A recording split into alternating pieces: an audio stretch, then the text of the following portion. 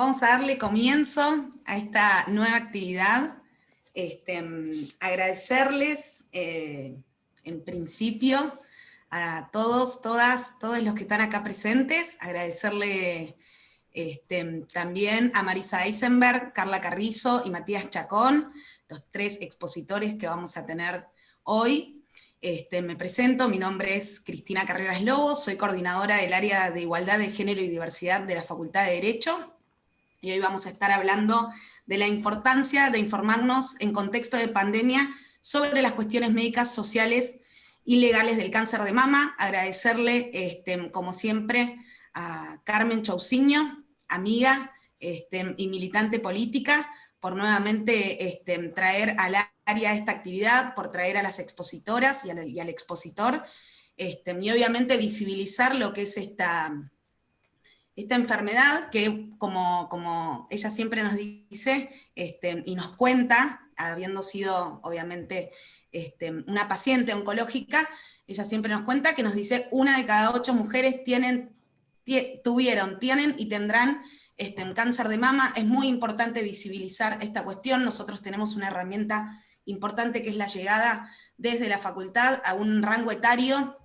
de entre los 20, 30 y 40 años, por lo cual resulta importante visibilizar estos temas y, bueno, obviamente agradecer, y como siempre se lo digo a mi amiga personal, orgullosa de su lucha, orgullosa de su militancia por las causas nobles y justas, que no es poca cosa, y que, bueno, que hoy la tenemos acá nuevamente para contarnos, para moderar y coordinar lo que es este panel. Te paso el mando, Carmencita, muchísimas gracias a todos y todas, todo tuyo. Gracias. Hola. Bueno, gracias Cristina, gracias a todos y a todas por estar, por acompañarnos. Obviamente primero agradecer al área de Igualdad y Género y Diversidad para Estudiantes de la Facultad, a cargo de Cristina, por la organización y por el espacio que siempre nos dan. Y especialmente agradecerle a los y a las panelistas que hoy nos están acompañando y a todos los que están del otro lado con interés de escuchar un poco, quizás algunos pacientes, otros no. Pero bueno, está muy bueno que seamos tantos para escuchar y aprender un poco.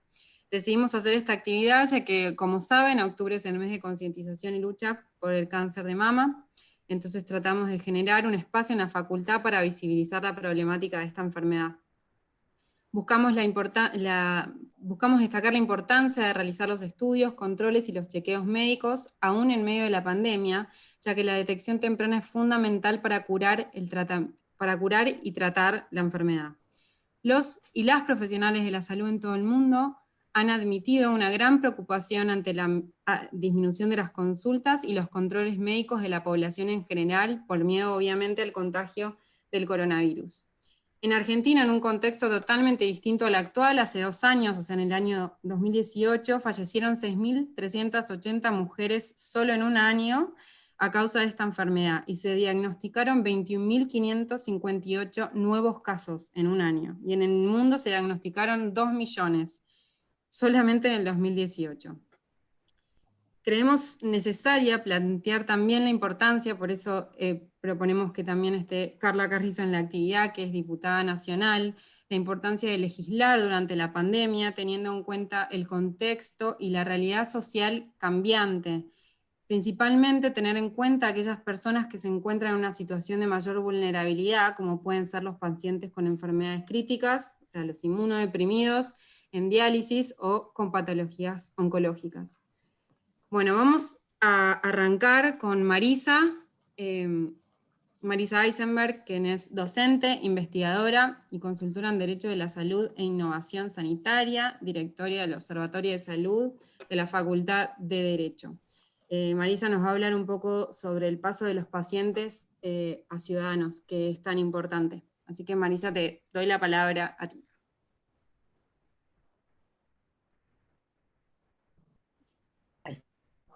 Muchísimas gracias, Cristina, Carmen, por tu lucha y por esta convocatoria que todos los 19 de octubre nos reúne para sensibilizarnos y concientizarnos sobre el cáncer de mama, esta patología prevenible, pero responsable, como vos decías, de la muerte de más de 5.000 mujeres por año en nuestro país, y que detectado a tiempo tiene chances de cura.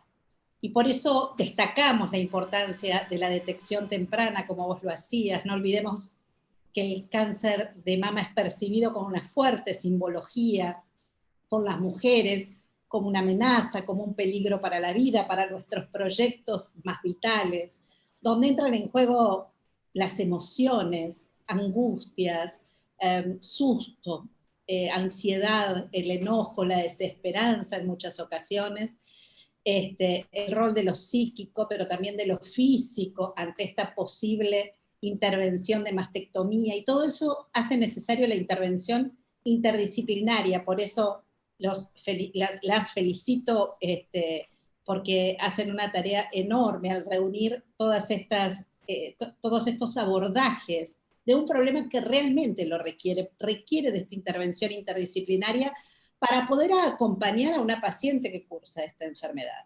Pero tengamos también presente que no es un problema solo de mujeres, ¿verdad? El mamógrafo no está adaptado para los hombres también deben ser alertados, y si se palpan un bulto, poder recurrir a una consulta, y todo lo que también se pone en juego con ellos. Por supuesto que esto se vincula desde el aspecto que me convocaron, el aspecto que voy a tratar, al ejercicio de los derechos sobre nuestro cuerpo, nuestra autonomía para la toma de decisiones, pero para esto necesitamos conocer que existen los cuidados, que existen las alertas, y sobre todo navegar un sistema de salud y un sistema legislativo tan complejo como el nuestro. Ustedes saben que en Argentina conviven 3 subsistemas de salud: el público, el privado, el de la seguridad social, atravesado por niveles nacional, provincial, municipal, y que en nuestro país se dictan normas desde el Congreso Nacional que lamentablemente no tienen un impacto real en las provincias. ¿Y por qué digo lamentablemente? Porque las provincias, en este federalismo sanitario que rige nuestra forma de gobierno, se han reservado para sí la facultad de dictar normas en materia sanitaria.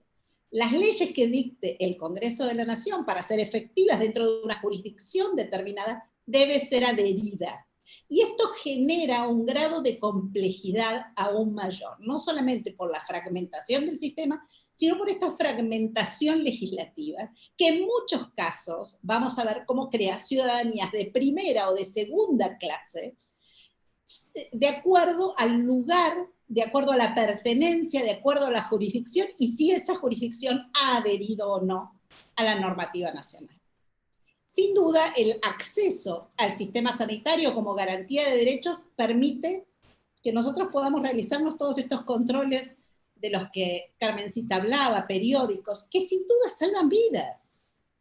Pero ciertamente el contexto de pandemia ha disminuido considerablemente todos los estudios, no solamente en este plano, todos los estudios vinculados a enfermedades crónicas, por temor al contagio del COVID, y hoy las sociedades científicas están en alerta permanente por el crecimiento de estas patologías evitables que tienen en común, en el caso del cáncer de mamas, con el COVID, la ausencia de síntomas en muchas ocasiones, ¿no? El COVID y el cáncer de mamas son enfermedades silenciosas. Se pide que no suspendamos los controles ginecológicos ni los estudios de diagnóstico, y estoy haciendo un chequeo telefónico entre mis amigas este fin de semana, y desde el aislamiento para evitar contagios, más del 70% de ellas no concurrió a realizarse los controles, y muchas de ellas, efectuado el control, no concurrieron a realizarse los estudios respectivos. Y buscando información para la charla de hoy, estas cifras coinciden: más del 70% de la población no concurrió a los centros médicos de la especialidad. Pero el cáncer de mama nunca estuvo en cuarentena, ¿no? Las consecuencias de no detectar tumores a tiempo pueden ser cruciales para el agravamiento de la enfermedad, porque no se diagnostican los tumores mamarios en fases iniciales, porque también se desconoce, Matías seguramente podrá hacer algún foco en esto, se desconoce el impacto ¿no? De qué ocurrirá con la ausencia del control adecuado en tiempo oportuno. ¿Serán iguales los controles? ¿Los tumores serán más grandes? ¿En qué estado nos encontrarán? ¿Será perjudicial la demora para el inicio del tratamiento? ¿Cuántas mujeres nos hicimos un autoexamen en toda la pandemia? Tengamos presente que el cáncer de mama aumenta su frecuencia con la edad, y el control mamográfico y ecográfico demostró disminuir notablemente la mortalidad por cáncer de mama. El diagnóstico precoz en este sentido es fundamental y tenemos que resaltarlo, y agradecemos estos espacios. Si se identifica a tiempo, la tasa de curación es rotunda. Y repliquemos estas cifras en el resto del país, donde sabemos que los controles son más escasos que en el ámbito de la Ciudad Autónoma de Buenos Aires. La pandemia ha jugado un muy mal rol en este sentido, ¿no?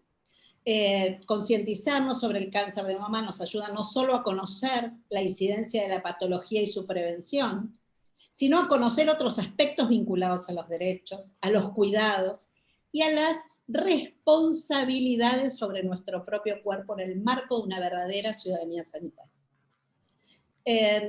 Hemos creado en el observatorio, y seguramente integraremos algunos aspectos de este tema que estamos trabajando con el área de igualdad, género y diversidad para estudiantes, a quien ya les reservamos algunas becas para que puedan asistir, un programa llamado De Pacientes a Ciudadanos Sanitarios, orientado al desarrollo, a la ampliación, al fortalecimiento de los derechos del paciente. Es un ciclo que va a empezar en el mes de abril, vayan agendándolo, y está pensado en la adquisición de conocimientos que favorezcan el pasaje de ese rol pasivo que el paciente tenía de ser cuidado, dígame qué corresponde, hágame lo que usted crea conveniente, ese rol en donde tradicionalmente recibe cuidados para transformarse en un ciudadano activo, experto, partícipe y responsable de cogestionar sus derechos a las decisiones y cuidados en su cuerpo, en su vínculo con el sistema de salud. En este contexto, el pasaje de aquel viejo modelo médico hegemónico, aún en retirada, ¿no?, pero que está presente en nuestro país, al de la autonomía de decisiones que nos propone nuestro Código Civil y Comercial de la Nación, y a otras leyes que se han dictado en ese marco, ha generado un conjunto normativo fragmentado, que en ocasiones también atenta contra la efectividad de los derechos.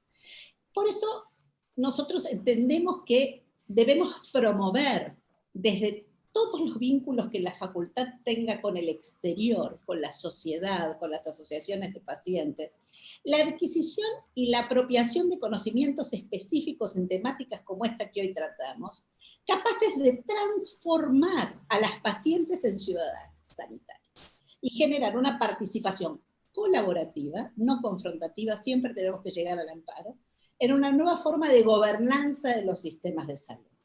La administración de los servicios de salud se ha complejizado y requiere de la participación de ciudadanos, obviamente, en su gestión, para democratizar y para legitimar las tomas de decisiones en políticas públicas, para hacerlas más justas, más equitativas.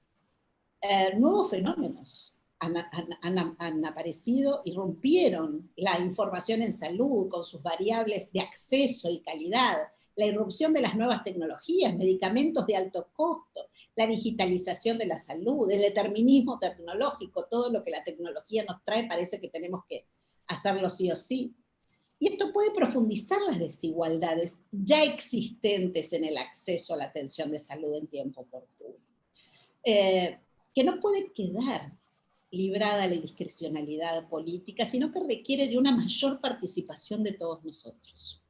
Pero entendemos que esa participación ha quedado en algún plano formal y debe concretarse y formar parte de un proceso de transformación y de toma de decisiones sanitarias para permitir que cada uno de nosotros como ciudadanos podamos intervenir de manera informada e incidir en la transformación que garantice una verdadera representatividad en la búsqueda de mayores consensos para la cobertura de las demandas sociales en salud.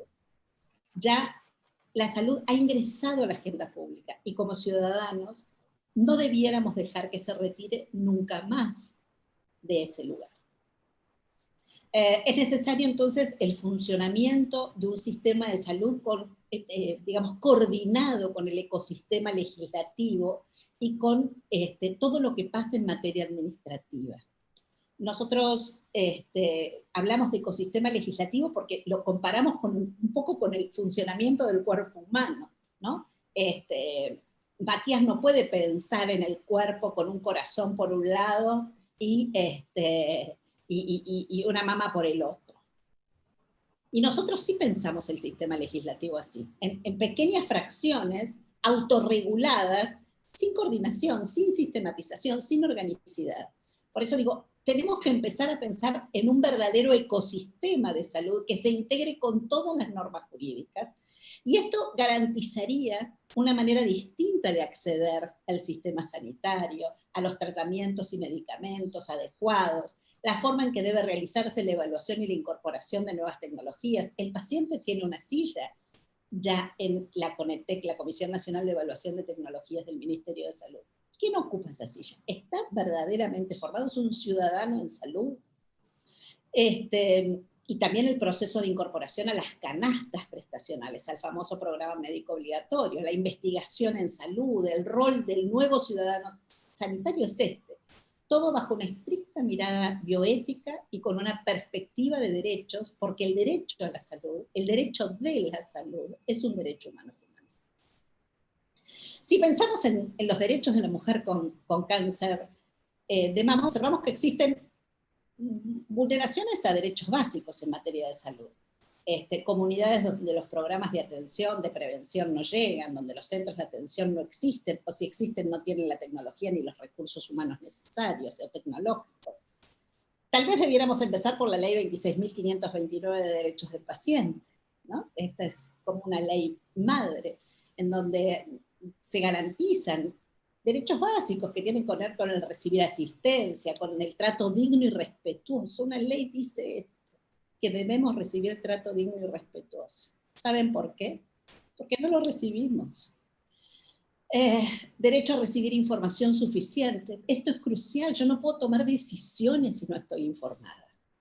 No puedo hacer un ejercicio real de mi autonomía, de mi dignidad, de mi señorío sobre mi cuerpo.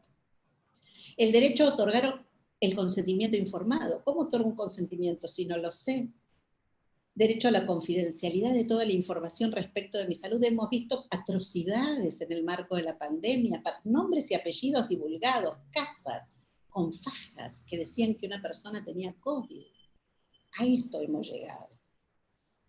También tenemos derecho a una segunda opinión, para lo cual debemos recibir por escrito información. Derecho a la historia clínica, ¿no? Historia clínica, propiedad del paciente, y que debe estar en donde debe estar asentado de forma veraz, clara, precisa, legible, completa, toda la evolución de mi vínculo con el sistema de salud en mi legajo clínico personal. Por supuesto que mi legajo personal, mi historia clínica, está tan partida como el sistema de salud. Voy a tomar pedacitos según el lugar donde me haya atendido, porque esta historia clínica carece de interoperabilidad.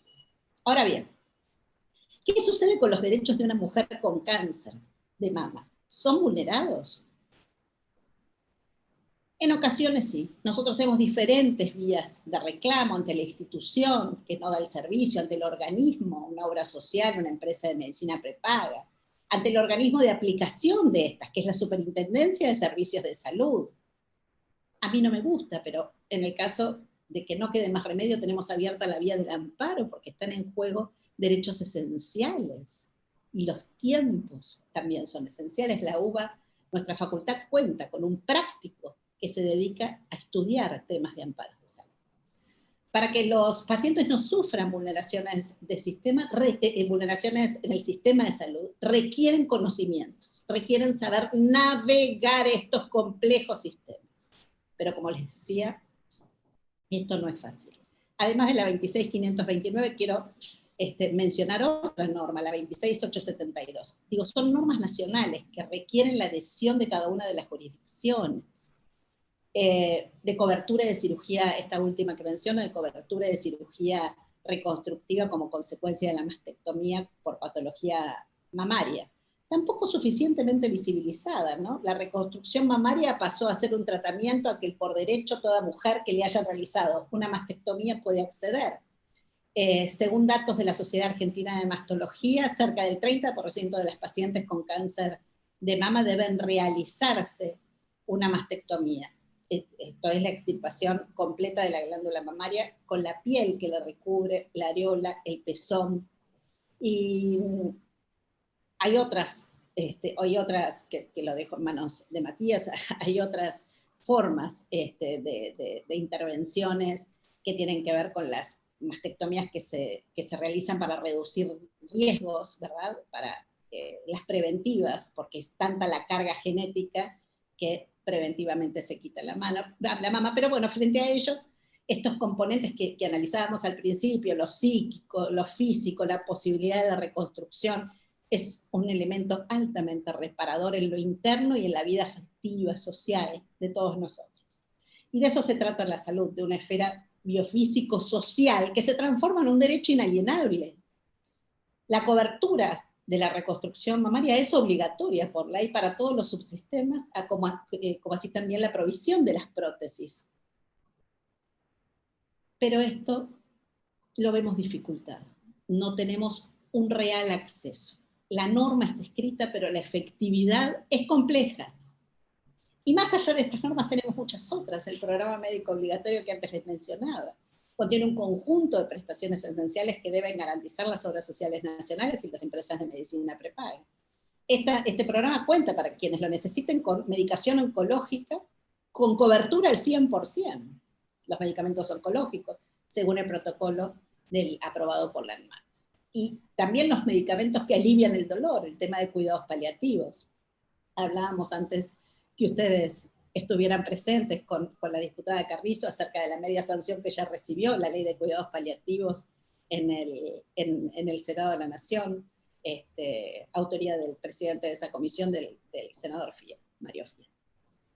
Y tengo cantidad de normas para mencionarles. Iba a ser un power lleno de normas, 26.006, concientización sobre cáncer de mama, las resoluciones del Ministerio de Salud, los programas nacionales. Ustedes no saben cuántas normas tenemos. Y sin embargo, a pesar de todas estas normas, seguimos teniendo problemas de efectividad, seguimos teniendo problemas de acceso. Tenemos normas, tenemos derechos, pero aún tenemos un largo camino por recorrer juntos en la construcción de más ciudadanía, porque más ciudadanía sanitaria, ¿saben qué significa? Más equidad y más justicia. Le dejo la palabra, les agradezco muchísimo esta nueva invitación y compartir este espacio con ustedes. Cristina, Carmencita, un placer. Muy buena. Ahí está. Bueno, muchas gracias, Marisa, siempre tan clara, contundente. Le vamos ahora sí a dar la palabra a Carla Carrizo. Ella es politóloga, diputada nacional por la Ciudad de Buenos Aires, ex investigadora del CONICET y de la Universidad de Firenze, Italia, y ex directora de la carrera de Ciencias Políticas de la Universidad del Salvador. Yo he estado como asesora el año pasado de otro diputado, y la verdad que Carla es una gran diputada, así que para mí es un placer y un honor tenerla en esta actividad, así que le damos la palabra. Gracias por participar. Bueno, ¿se escucha bien ahí? Ahí se escucha bien, estamos mejor.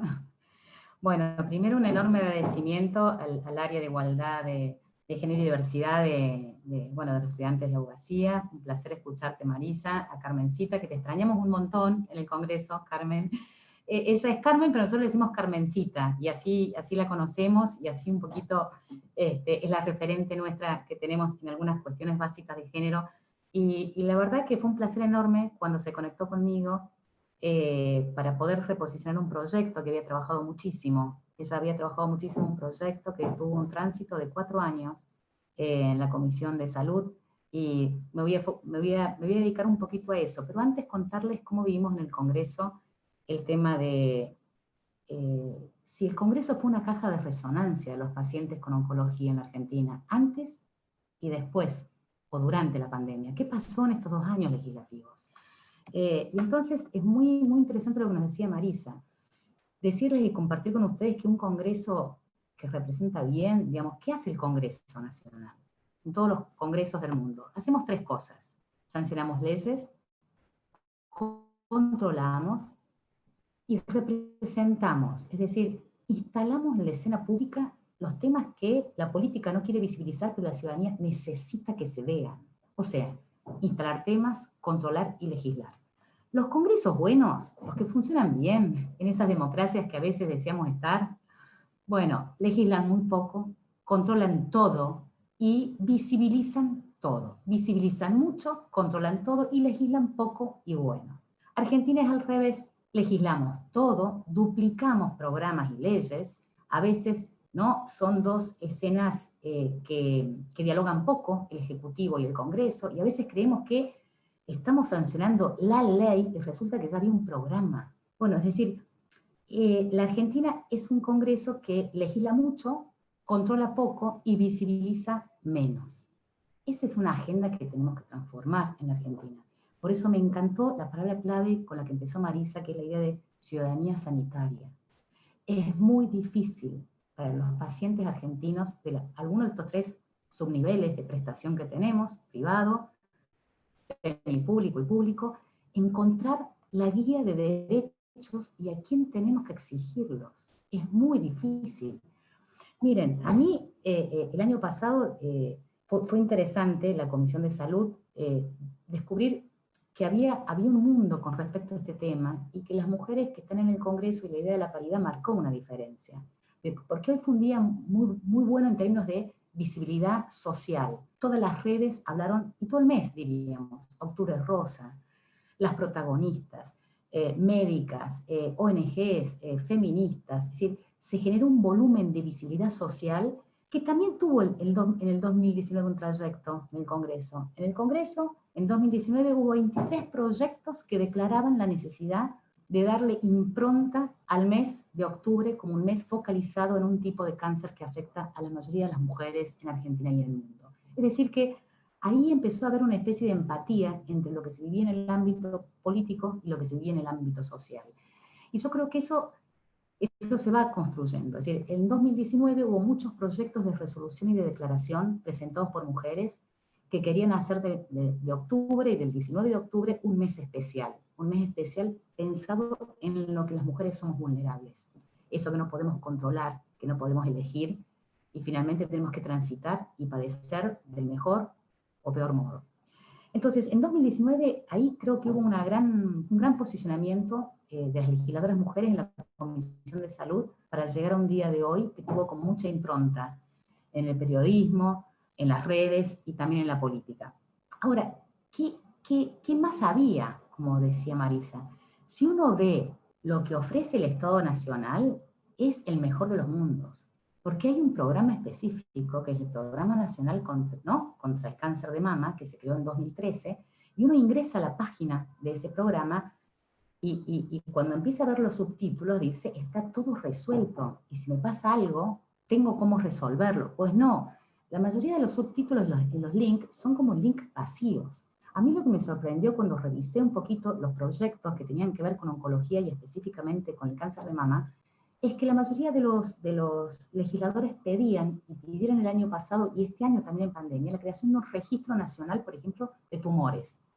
Y yo decía, ¿pero cómo? Porque si uno ingresa al Programa Nacional de Cáncer de Mama, ve un montón de políticas que uno es feliz cuando lee eso, porque les quiero decir que se los anoté, las anoté porque dije, y mi discusión era con los diputados.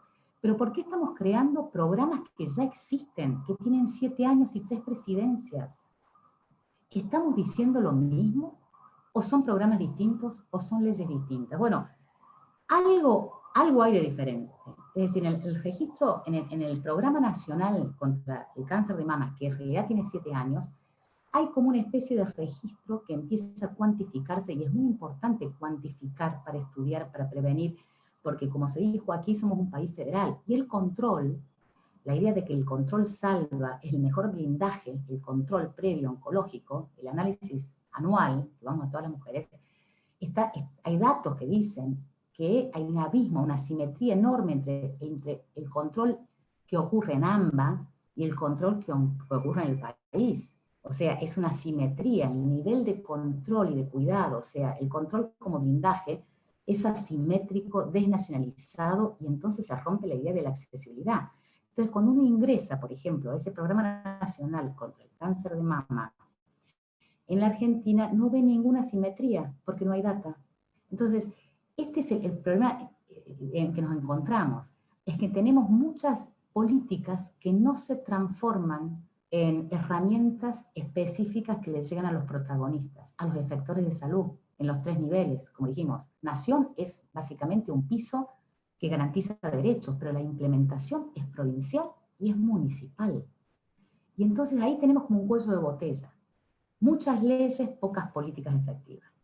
Entonces, muchas veces lo que los legisladores empiezan a seguir pidiendo, que uno parece que lo tuvieran, es que lo que pasa es un problema de implementación, más que de diseño. Y ese es un problema terrible, son cajas vacías. Entonces, ¿cómo el Congreso vivió el tema del cáncer de mama y la oncología, el problema de la salud oncológica a los argentinos en general? En 2019 fue muy bueno. Se presentaron muchos proyectos de ley pidiendo registros, que necesitábamos registros para poder cuantificar y llevar, digamos, la trazabilidad de la Argentina con respecto a los tumores, a todo tipo de tumores. Todavía esa ley no está. El modelo es Mendoza. Mendoza pareciera ser una provincia donde el registro es muy bueno, y entonces ahí la idea es, algunas provincias lo tienen, no es que no los tengan, pero son incompletos, no están todas las posibilidades. Y entonces cuando tenemos información fragmentada, la capacidad de decisión y de cuidado es absolutamente menor. Entonces, en 2019 el Congreso tuvo presente el tema, y específicamente tuvo muy presente el cáncer de mama. Esto que vimos hoy se anticipó en el 2019. ¿Cómo nos agarró la pandemia?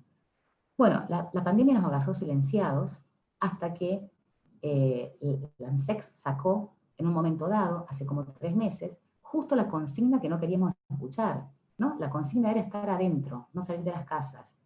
Y el eslogan de campaña, de esa campaña era: salí de tu casa, no te quedes en tu casa, anda a hacer los controles. Y entonces salió el periodismo. Y ese periodismo denunciaba en los medios lo que Marisa decía. Una nota excelente que fue de septiembre, de Emilia Bechler en Clarín, ella anticipaba el 70% de controles que faltaban. Y reconstruía un mapa también imperfecto. Siempre AMBA más, un poquito leemos y tenemos un sesgo, pero no sabíamos lo que pasaba en la Patagonia, en el NOA, en el NEA. Entonces, la preocupación, como decía Marisa, bueno, el COVID es asintomático, el cáncer también, y tampoco tienen vacunas. La única herramienta es el control, y el control en el 70% de los casos no se está dando. ¿Cómo se visibilizó eso en el Congreso? Bueno, en el Congreso la mayoría de los proyectos fue eso: exigir al Ejecutivo algún sistema de implementación de controles. Porque ¿qué nos decía la ciudadanía? Mira, queremos hacerlo, pero no nos dan turnos. O sea, quienes no tienen una cobertura especial, prepaga, u obra social, que podía pedir turno en un consultorio, no tenía el hospital. Entonces, la verdad que los primeros 6 meses, la mayoría fueron proyectos de resolución, es decir, exigir al Ejecutivo informes de qué estaba pasando con los turnos, con los controles. Eso fue también. Y también exigir, digamos, si había medicación. Cómo estaba la medicación también, sobre todo para el sector que no tenía cobertura específica.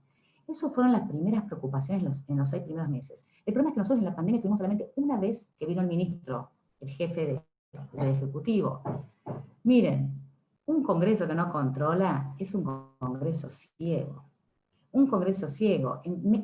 ¿No? 214 días de pandemia, una sola vez un informe del jefe de gabinete de ministros en el Congreso para saber un poco las dudas sobre el sistema de salud en general, no solamente el COVID, sino el resto del sistema de salud.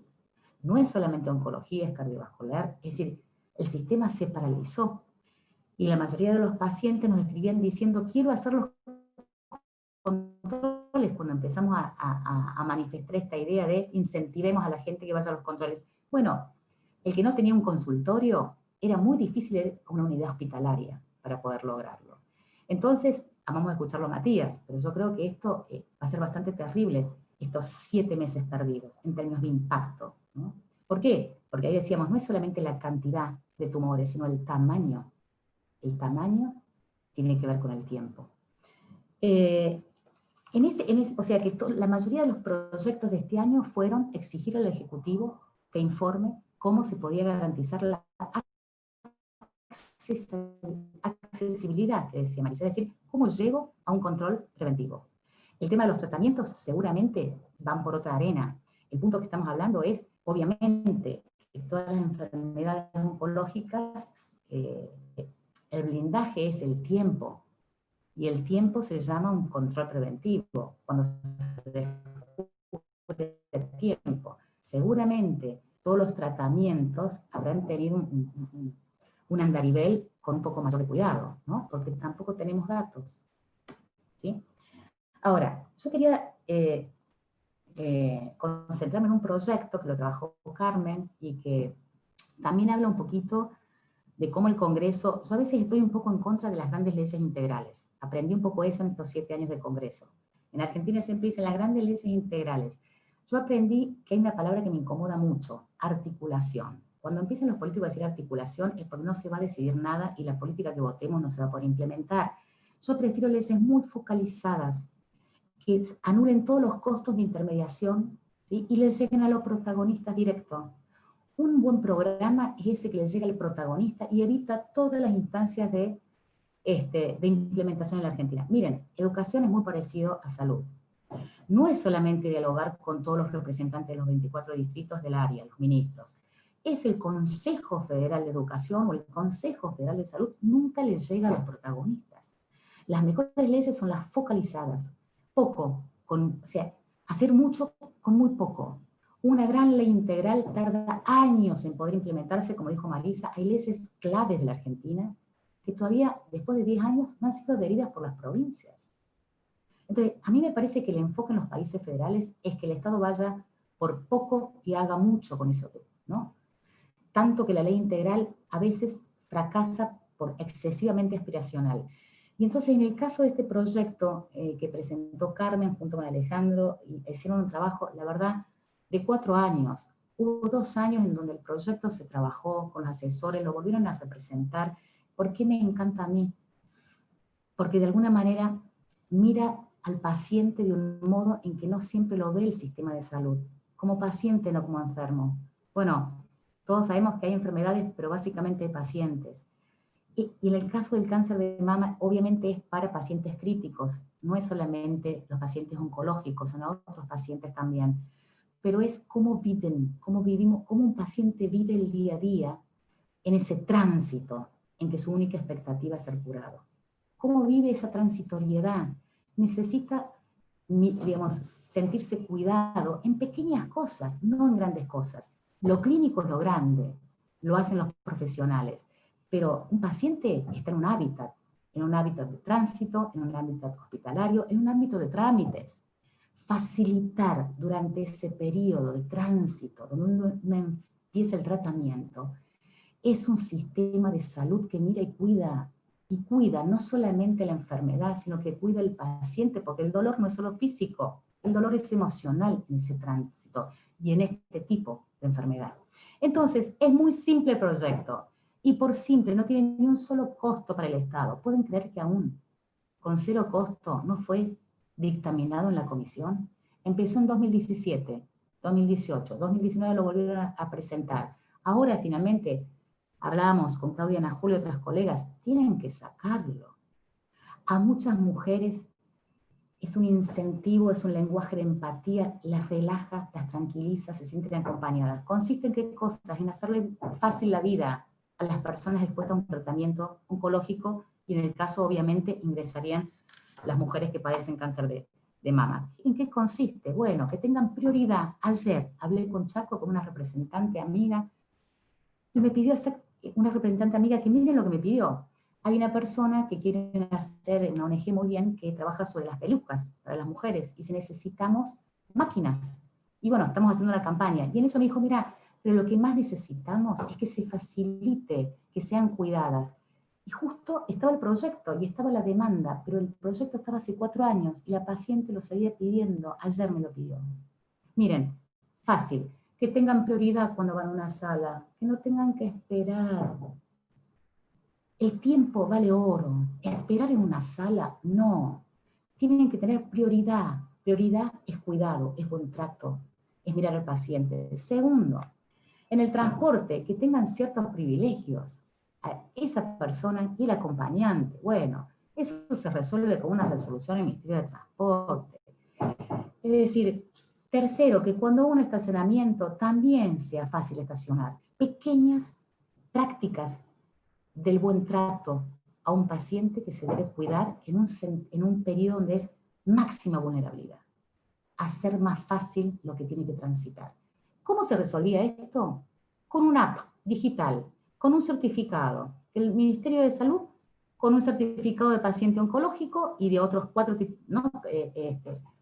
enfermedades más, simplemente digital. Sacamos el DNI en forma digital. No podemos sacar ese certificado que nos hace mucho más fácil los trámites, el espacio, el acompañamiento y la espera. 0 costo para el Estado, 0 costo. Todo para el paciente. 4 años y todavía sin dictamen parlamentario. Yo lucho para que esas leyes sean las que salgan. Las grandes leyes no dependen del paciente. Estas leyes, el paciente siente que empieza a conquistar esto de lo que nos hablaba Marisa, ciudadanía sanitaria. Tengo derecho a tener mínimo prioridad, porque el tiempo vale oro para quien transcurre ese lapso. Entonces, ese proyecto en el que estamos, que lo trabajó y lo militó muchísimo Carmen.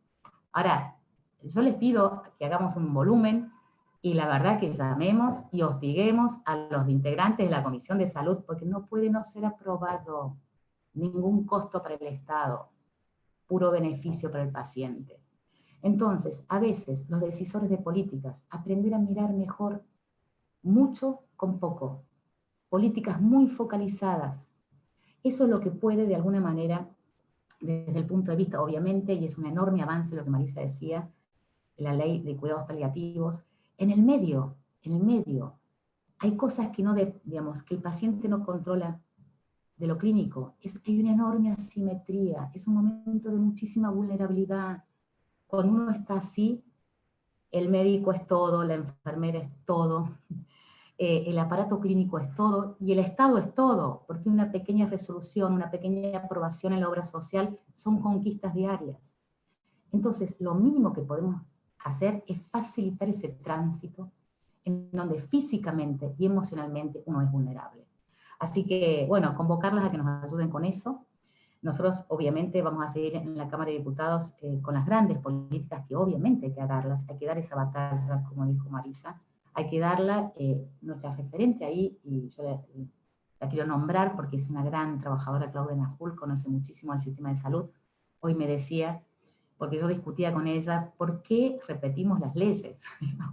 ¿Por qué no exigimos ampliar y fortalecer ese programa nacional, ¿no?, contra el cáncer, no solamente contra el cáncer de mama, porque si uno les pido que entren a esa página, porque es una belleza esa página, y yo que trabajo infancia y adolescencia, cuando la leí, dije, está todo resuelto, porque si uno empieza a leerlo, ¿no?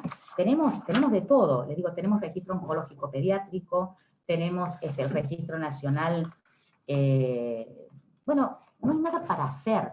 Te explican perfecto lo que es el CITAM, que es el sistema de información que permite de alguna manera la trazabilidad, o sea, justamente la cuantificación.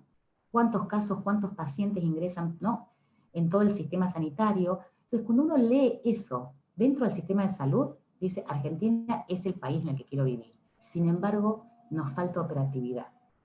A mí me parece que en el sistema de salud, en el sistema educativo, tenemos que dejar de salir de la idea de emergencia. Tenemos que empezar a ordenar la normativa, tenemos que tener poca normativa que se pueda exigir y se pueda cumplir.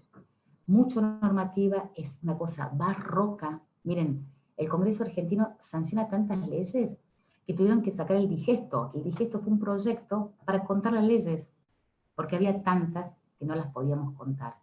Tenemos que empezar a ordenarnos, porque si no, verdaderamente para el ciudadano, en educación y en salud, que son las garantías básicas, convivir con el Estado es una carrera de obstáculos. Entonces, ¿se vio desde el Congreso? Sí.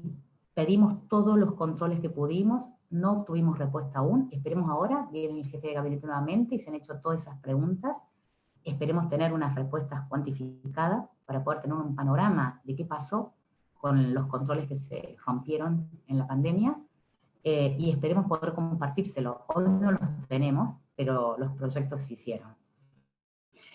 Después también creo que hay una cosa interesante en el avance, digamos, falta comunicación y publicación. No sé, Marisa, cuál es tu percepción, pero hay muchísimas leyes que desconocen los pacientes. Hay muchísimas leyes que desconocen los pacientes. Hoy cuando revisaba, y pasa con niños un montón. Entonces, a veces me parece que la idea de la accesibilidad no solamente está en el obstáculo, porque hay cosas que son simples, sino en que no hay en los, digamos, en los espacios, digamos, de atención de la salud comunitaria, donde necesitamos tener toda la publicidad para poder que los pacientes sepan cómo usar lo público, cómo usar el sistema de salud, no están informados. Es un Estado que no informa. Entonces, eso no puede ser hecho por el paciente, es un costo adicional, es terrible. Entonces, bueno, hay como una agenda muy concreta para trabajar.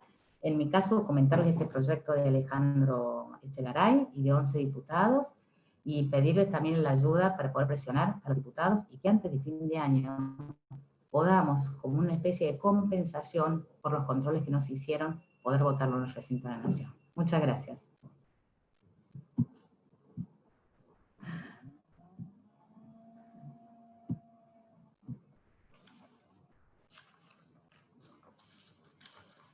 Muchas gracias, Carla, por la presentación y por tu trabajo y bueno, por todo lo que haces y lo que estás haciendo para los pacientes oncológicos.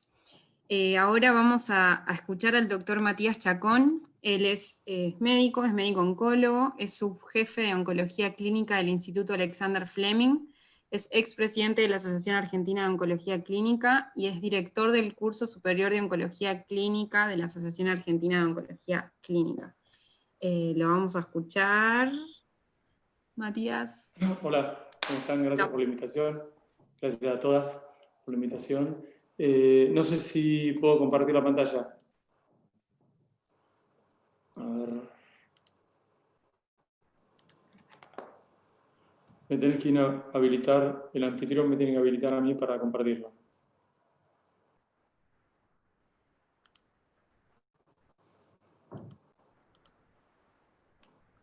Ahí voy, que no soy muy buena tecnológicamente, así que ahí estoy con la investigación del Zoom, perdón.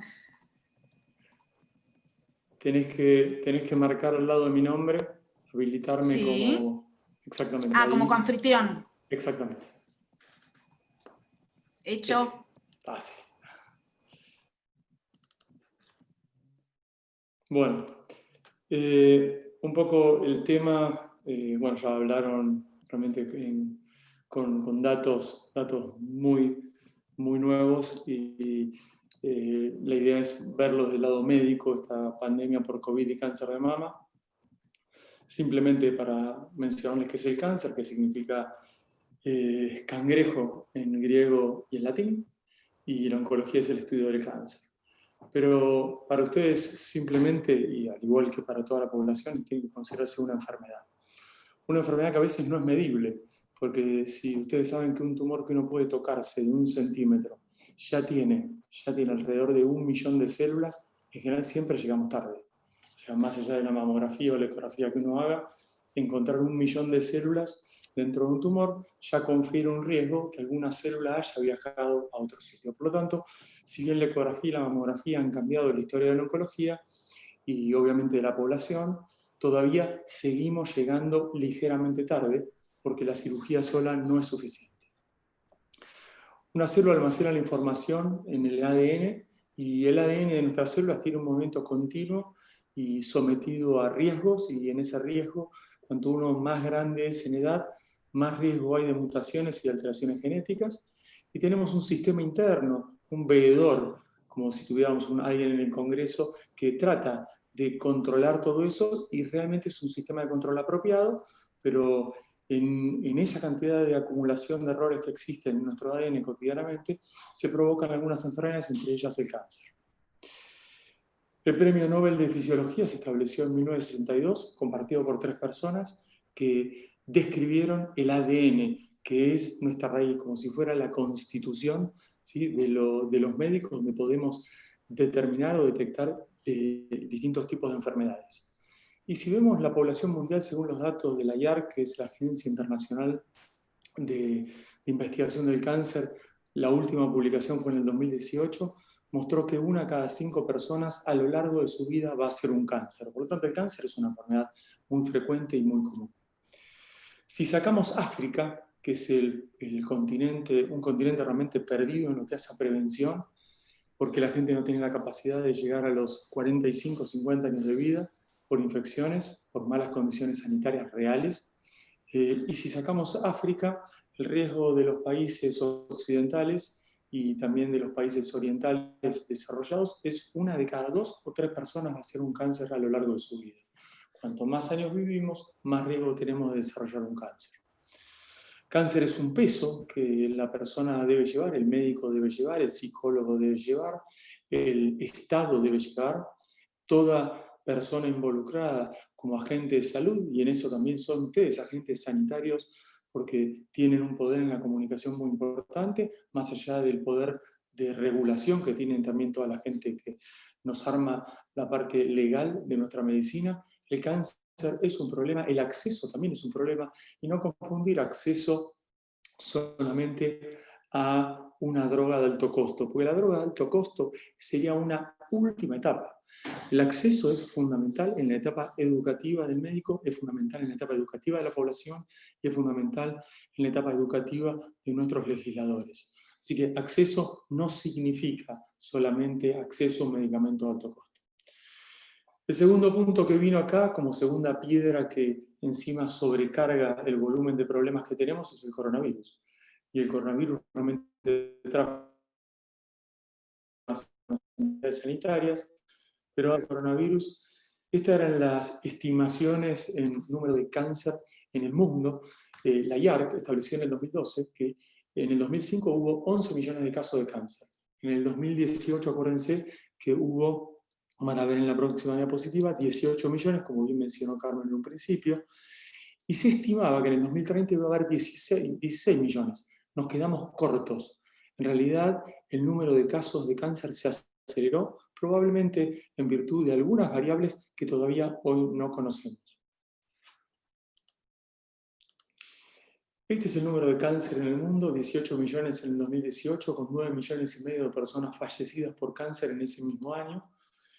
Si distribuimos, como bien se mencionó, el cáncer de mama junto con el cáncer de pulmón es el tumor más frecuente del ser humano, 2 millones de casos en cada uno, cáncer de colon 1,5 millones y cáncer de próstata 1.300.000.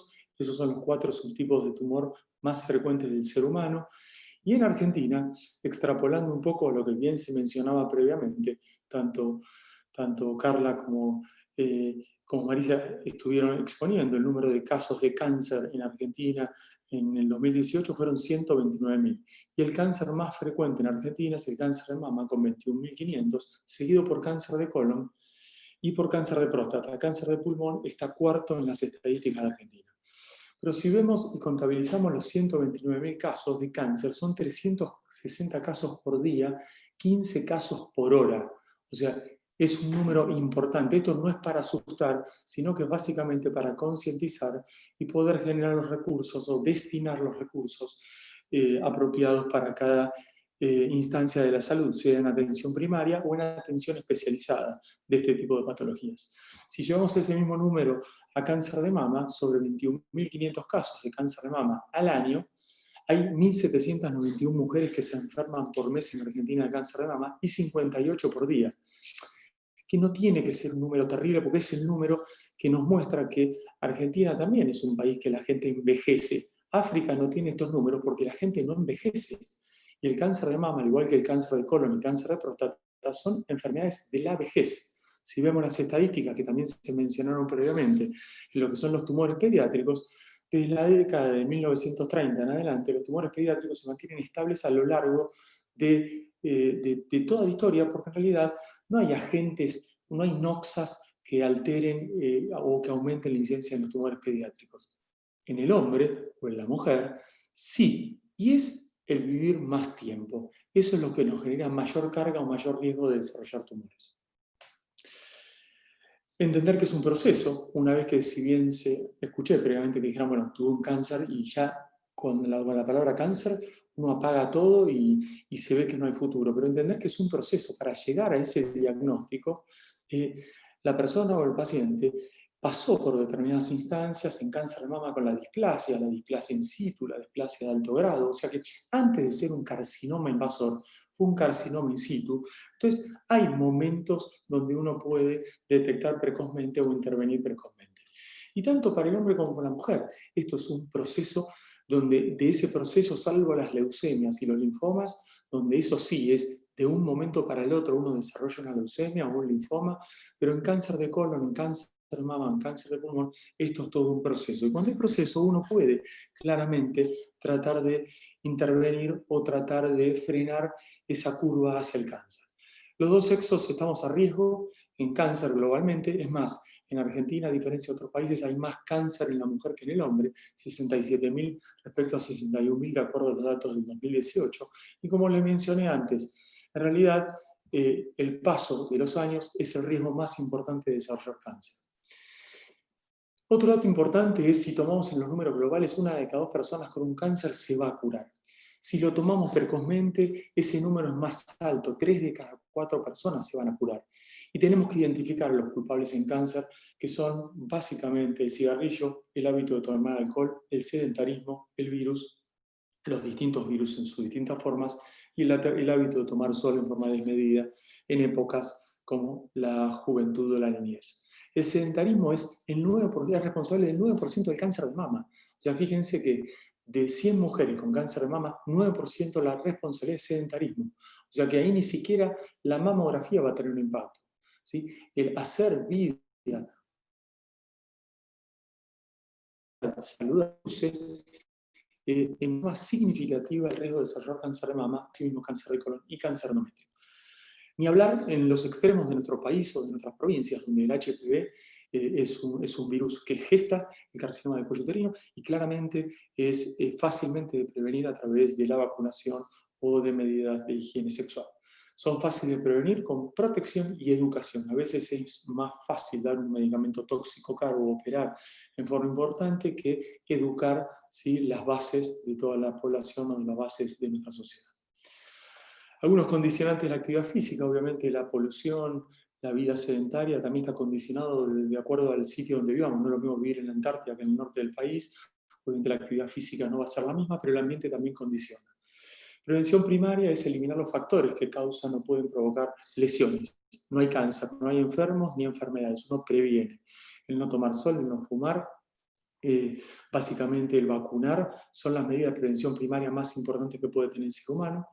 No hay enfermos ni enfermedades y la vacunación es el ejemplo típico, hace lo mismo el hábito no fumar. Prevención secundaria es identificar las enfermedades tempranamente para tratarlas precozmente. Esto es la mamografía, la fibrocolonoscopía, ¿sí? Básicamente esto es prevención secundaria.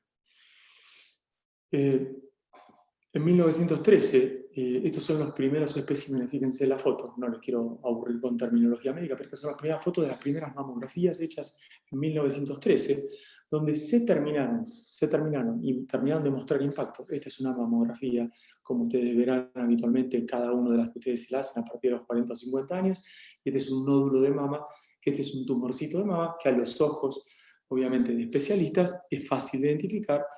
hecho una mala mamografía o vista por un no especialista, a veces estas cosas pueden pasar de largo, y hacerse la mamografía no va a firmar un certificado de libre de cáncer de mama. O sea que no solamente uno se lo tiene que hacer apropiadamente, sino también la interpretación de las imágenes tiene que ser apropiada. Para eso necesitamos métricas, para eso necesitamos normas casi ISO, les diría yo, para poder reglamentar la utilización de las mamografías. Hay planes, voy a hablar un poco al final de lo que es el Plan Nacional de Control del Cáncer que ya Carla mencionó anteriormente.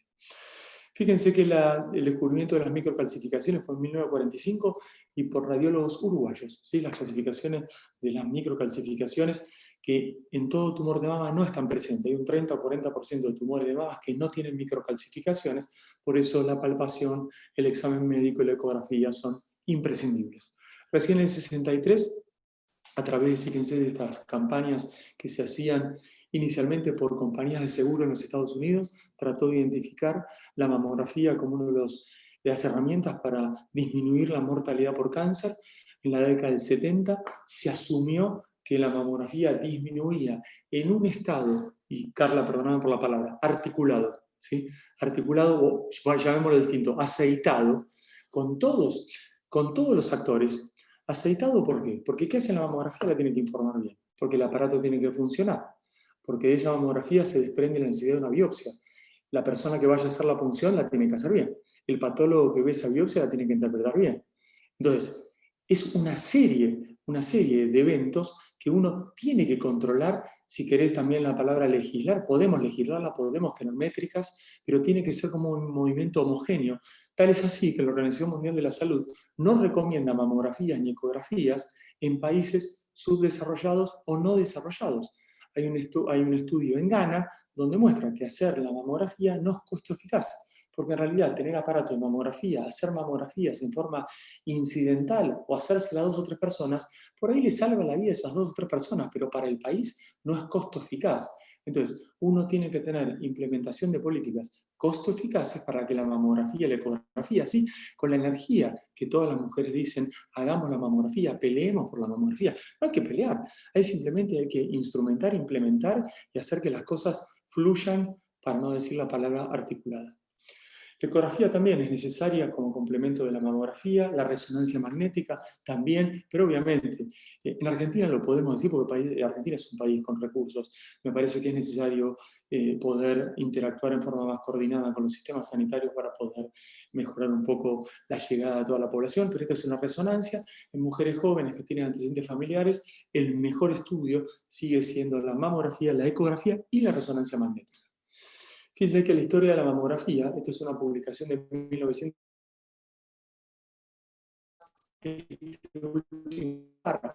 que el problema es principalmente económico. Estados Unidos, desde hace ya 3 años, así como la Organización Mundial de la Salud, estableció que la mamografía se debía hacer cada 2 años. En Argentina, nosotros, todas las sociedades, tanto la Sociedad de Oncología como la Sociedad de Mastología, como la Sociedad de Radiología, seguimos instando a hacerlo anualmente. Porque el problema, básicamente, cuando se suscitó con Obama, tenían que destinar la plata a otros recursos, ¿sí? Destinar básicamente a la guerra. Porque una mamografía por ahí no es tan costosa, pero lo que implica una mamografía, hacer una biopsia, hacer estudios, más visitas médicos, implica mayores costos y el problema es marcadamente económico. Por eso la prevención primaria con el ejercicio, disminuir la cantidad de grasas, el estado de obesidad es un estado de inflamación permanente y facilita el cáncer de mama. Conocer la historia familiar es fundamental, porque la historia familiar le brinda al médico una herramienta que es conocer la genética de toda la familia. No hay que verla solamente a Angelina Jolie para saber que el BRCA1 y BRCA2 es responsable del cáncer de mama hereditario. ¿Sí? Angelina Jolie no tuvo cáncer de mama, sí la madre cáncer de ovario, pero antes que ella, hacía 15 años que ya estaba descubierto el gen BRCA1 y BRCA2. Por lo tanto, uno ya conocía esto antes de este fenómeno. Entonces, la mamografía se debe hacer regularmente.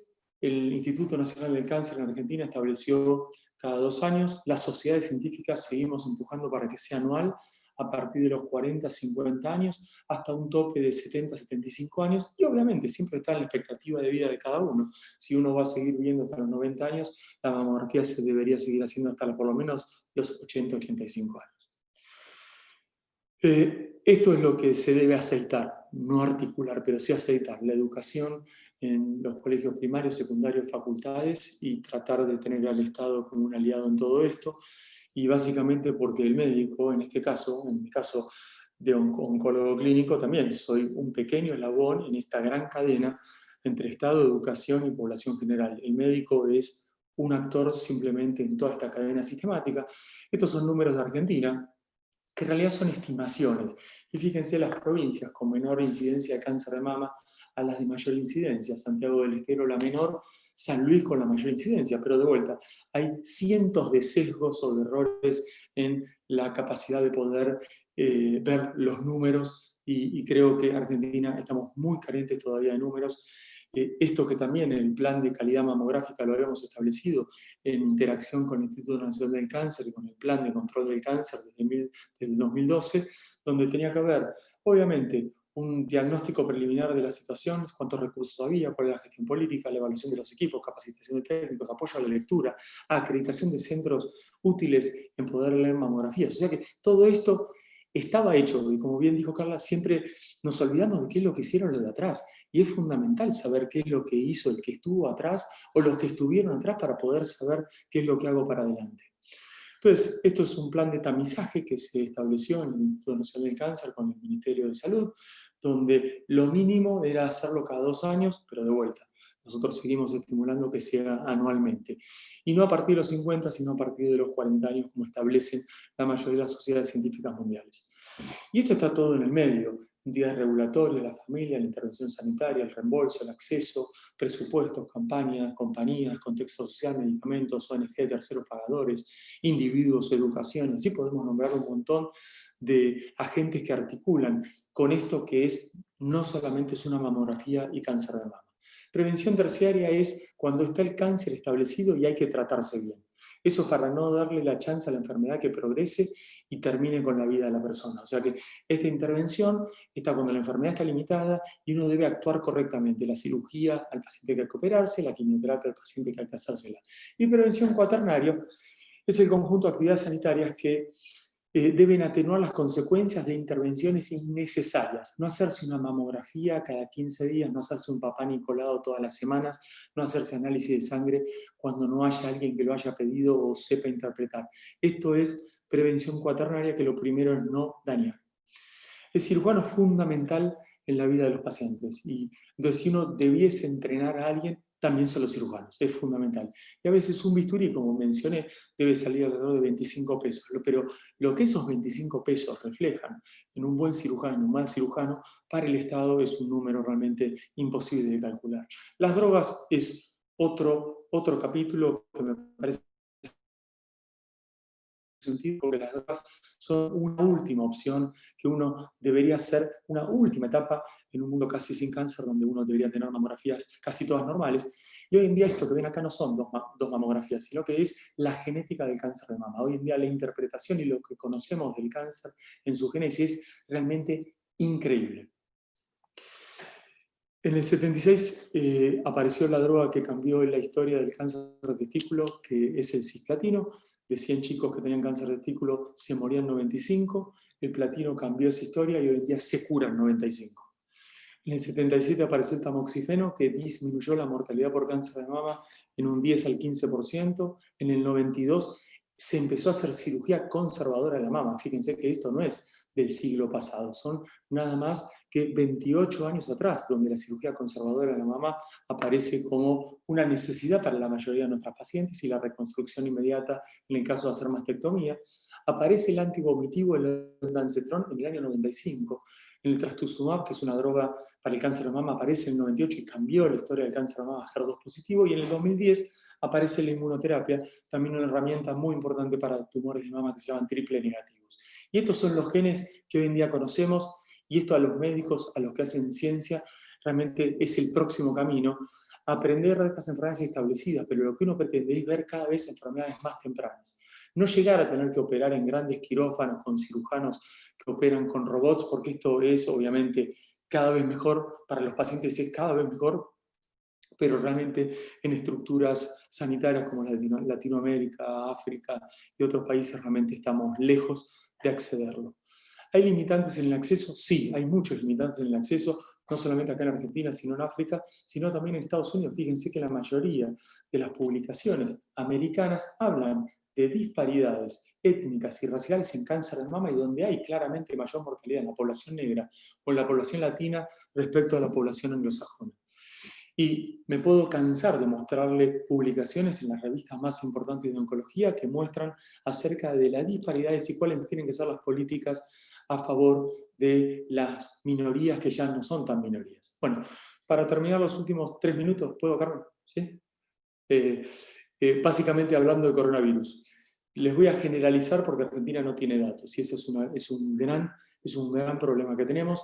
Les voy a decir que el coronavirus lo que hizo fue disminuir el 50% de todos los procedimientos médicos habidos y por haber, desde tomografías, cirugías, consultas, mamografías, colonoscopías. Este es el número global de lo que pasó en Argentina entre básicamente marzo, abril, mayo y junio, les digo. Pero no tenemos datos concretos poblacionales argentinos, no tenemos. Y eso es una gran falta porque no tenemos datos. Entonces, los únicos números, y me parece que sí, son para grabar y para guardar en la cabeza, son esta publicación americana sobre 29 millones de personas. 29 millones de personas. Hubo una comparación entre qué es lo que pasó en enero del 2019 y en enero del 2020, entre abril del 2019 y abril del 2020. Esta es la disminución del diagnóstico de cáncer. En enero, Estados Unidos estaba entrando en la cuarentena o en la pandemia, y la disminución de diagnóstico de cáncer disminuyó el 3.5%. Pero fíjense en abril, la diferencia entre abril de 2019 y abril del 2020 fue del 50%. Hubo 50% menos de diagnóstico de cáncer, con un número global. Fíjense, en el 2020 había aproximadamente, en abril del 2019, 146.000 pacientes con cáncer contra 73.000 en el 2020. Un número realmente impresionante. Esta es una publicación reciente. Y no solamente fue en cáncer de mama. Fíjense que si tomamos el abril, la reducción de diagnósticos, asuman que el cáncer todos los años va a haber más. Lo que va a haber menos es mortalidad. Esos son los números. Todos los años va a haber porque vivimos más personas sobre la faz de la Tierra y vivimos más tiempo. Entonces, todos los años va a haber más, no es que va a haber menos. Lo que tiene que haber menos son menos muertes. Fíjense en cáncer de mama, la reducción de diagnósticos fue del 47% comparando abril del 2019 contra abril del 2020. No solamente pasó en cáncer de mama, sino que en cáncer de pulmón, 40% menos de diagnóstico, cáncer de próstata, 50%, cáncer de colon, 40%, tumores hematológicos, 39%, melanomas, son tumores mucho más fáciles de prevenir que el cáncer de mama, porque se ven, ¿sí?, cuando uno examina la piel de la gente. Y por la disminución del diagnóstico, básicamente por eso, en la reducción de mamografías entre abril del 2019 y 2020 en Estados Unidos, 90%. O sea que una disminución del 90% en las mamografías. Hoy en día vemos cáncer de mama como veíamos en la época previa a las mamografías. En estos 8 meses que lleva Argentina de pandemia, de cuarentena, volvimos a tocar las mamas con tumores iguales que lo que veían antes nuestros abuelitos, ¿sí?, cuando no tenían mamografía. Y cáncer de colon, por la ausencia de colonoscopía, fíjense que hay un 85% de disminución de colonoscopías, un número realmente muy alto. Entonces, me parece que en estos 7-8 meses que tenemos de impacto por el coronavirus, los 2 primeros meses los acepto, hay un impacto necesario para saber qué pasaba con esto. En los 2 meses siguientes, cierta adaptación, y me parece que desde ahora hay que reiniciar todas las actividades sin olvidar, obviamente tratando de siempre respetar lo que digan nuestras autoridades. Y esto es un poco lo que hablaban antes del Plan Nacional del Control del Cáncer. Esto es el año pasado, en octubre, noviembre del año pasado, cuando lanzamos el Plan Nacional del Control del Cáncer. El Instituto Nacional del Cáncer fue fundado en el año 2010.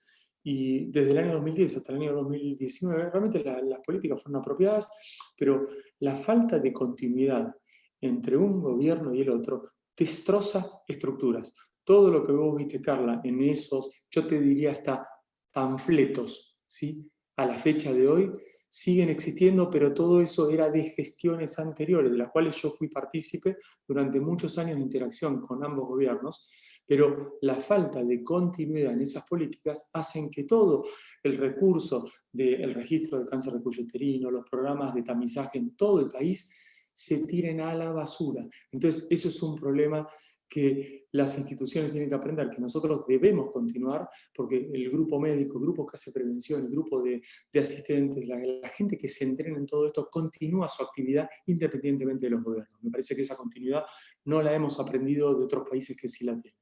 Entonces, podríamos pensar en esto que cada uno de ustedes seguramente ve de su casa, ¿sí? El mapa de Johns Hopkins del coronavirus, cuánto coronavirus hay en cada país, cómo está Argentina, cómo no está Argentina. Y podríamos pensar en un mapa igual para los tumores, sin que obviamente la gente tenga que consultar todos los días. Porque esto sería ideal. Si en Argentina podemos tener un mapa del COVID todos los días o todas las semanas, ¿por qué no podemos tener un mapa del cáncer? Que también sería muy bueno para poder optimizar los recursos y no perder o seguir perdiendo el tiempo a lo largo de tantos años. Yo por lo menos llevo escuchado esto hace por lo menos 30 años. Entonces me parece que los elementos claves son la efectividad de lo que hacemos, la seguridad, la evidencia, el acceso, ser multidisciplinarios, integrales, ¿sí? Tener resultados clínicos, diagnóstico temprano, seguimiento, equipos multidisciplinarios y estandarizar. En Argentina todavía eso no es posible, si bien existe el recurso intelectual y el recurso, creo que también sanitario. Mensaje para casa: no fumar, no tomar, dieta balanceada, moverse, protegerse, vacunarse, cooperar, educar, implementar, no articular, implementar. Y vida saludable, porque me parece que la vida saludable, aún en cuarentena, uno puede seguir haciendo vida saludable independientemente si está encerrado en un 2x2, en un 4x4, pero básicamente la vida saludable uno la puede mantener. Y para que entiendan, cuando uno se curó de un cáncer, es que implica que la enfermedad no vuelva más, y no vuelve más. Entonces, y 75% de nuestros pacientes lo consiguen. Por lo tanto, creo que tienen que entender que el cáncer es una enfermedad común. Me tengo que educar y seguir educando. Organicemos Argentina. El COVID va a pasar, nuestro esfuerzo no tiene que pasar nuestro esfuerzo. Realmente cuando vos mencionaste eso, Carla, yo me vi sumamente decepcionado porque es como si no hubiésemos existido a lo largo de tantos años y tanto esfuerzo. Y creo que prevenir es fácil, gratis y nos dura para el resto de la vida. Así que muchas gracias, chicas. Dejo de compartir.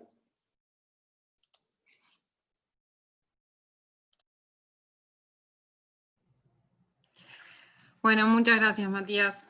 Siempre es interesante escucharte y los números que diste, la verdad que son alarmantes. Uno sabe y se imagina que con el coronavirus los controles disminuyen, pero los números que diste son realmente terribles. Tenemos unas preguntas que hicieron en el chat. Si alguno o alguna tiene alguna otra pregunta, la puede compartir por el chat y la leemos. Pregunta de Silvia Gader: ¿la obligación de la prótesis mamaria luego de la mastectomía es informada en forma suficiente por las obras sociales? Pregunta. No sé si Matías tiene esa respuesta. Me parece que se le cayó internet y ahí está entrando de nuevo, A ver. Si no, a ver qué otra teníamos. Ahí está Matías, si querés volver a preguntarle, Carlos. Sí. Matías, sí. Silvia Gader pregunta: ¿la obligación de la prótesis mamaria luego de una mastectomía es informada en forma suficiente por las obras sociales? Es una situación compleja porque básicamente la intención siempre del médico es intentar conservar. Hoy en día la conservación de la mama sigue siendo nuestra prioridad. La prioridad en la estética y en la cosmética es también fundamental, no solamente el objetivo de curarse, sino también el objetivo de poder que la mujer tenga su mama siempre y cuando estéticamente también le sea. Entonces, los intentos son muy importantes para intentar preservar.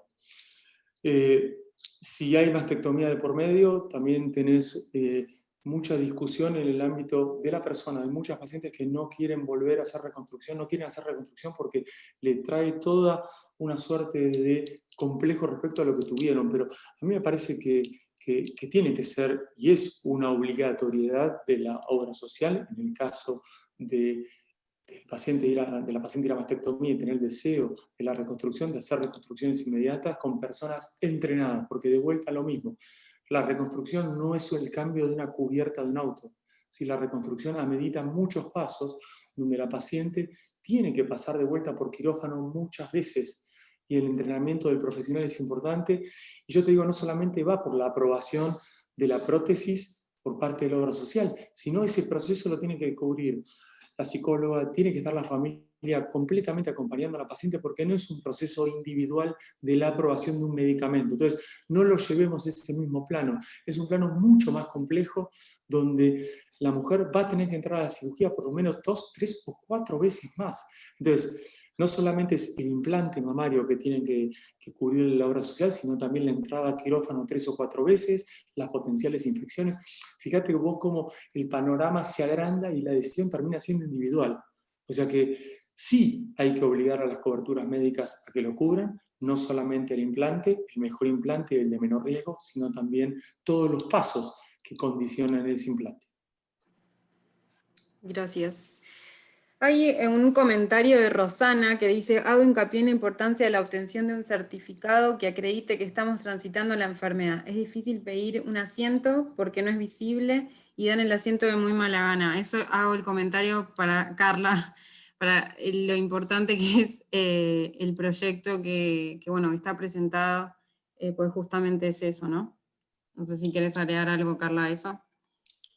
No, sí, justo eso está incluido, por eso a mí me parece un proyecto simple, sano, digamos, con una tasa de retorno en términos, digamos, que genera bien público, o sea, me parece que son esas cosas que tenemos que hacer, así que está incluido obviamente eso, y después felicitarlo a Matías, me encantó escucharlo realmente. Bueno, a ver si te podemos poner de nuevo al frente de ese plan, Matías, hay que recuperarlo hecho, porque realmente es impresionante.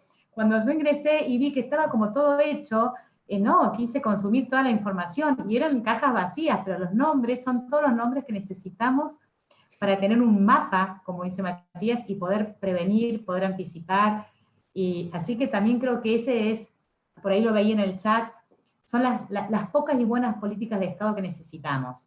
Y eso me parece que esto de la continuidad, de aislar, de proteger algunos programas, algunos logros colectivos, hay que sostenerlos y exigirlos, porque la verdad que está muy bueno. Si tuviéramos eso y funcionando, tal vez, yo digo, bueno, ¿cómo puede ser que cuando fue la pandemia el Instituto Nacional del Cáncer fue el que empezó a pedir al Congreso, pidan esto, por favor, porque se están rompiendo los controles?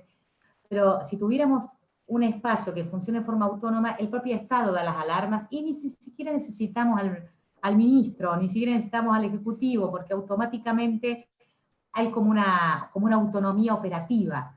Y entonces ese aspiracional no lo tenemos que abandonar. Pero el proyecto es todo eso simple y bueno que señaló Carmen. Así que por ese proyecto. Y quiero disculparme también, me voy a tener que retirar, porque estamos debatiendo, mañana se dictamina el presupuesto, así que estamos justo en esa reunión, vamos a ver si sacamos presupuesto para salud. Vale. Así que les quería agradecer enormemente, fue un placer, me llevo todo el aprendizaje de Marisa y todos, los felicito enormemente, pero decirle que me voy a tener que escapar a cumplir con el deber, si no van a Vaya, tranquila, muchas gracias. El que no habló, perdió. Muchísimas gracias. Beso enorme. Bueno, acá preguntan, dicen, en el certificado de función que extiende el médico dice que el fallecimiento es por causa del cáncer. Mi pregunta es, ¿los datos estadísticos de dónde surgen?